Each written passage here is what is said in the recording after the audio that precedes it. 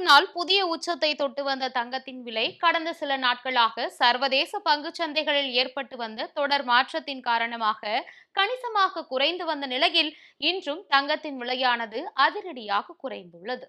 சென்னையில் 22 கேரட் ஆபரண தங்கத்தின் விலை இன்று சவரனுக்கு ரூ. 1680 குறைந்து ஒரு சவரன் தங்கத்தின் விலை 1,06,800 விற்பனையாகிறது.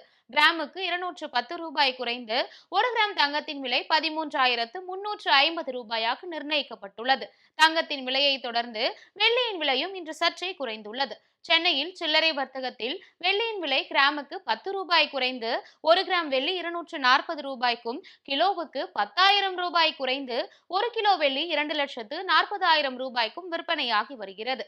சேமிப்பின் அடையாளமாக திகழும் தங்கத்தின் விலை இப்படி படிப்படியாக குறைந்து வருவது இல்லத்தரசிகளுக்கு மகிழ்ச்சியை அளித்துள்ளது.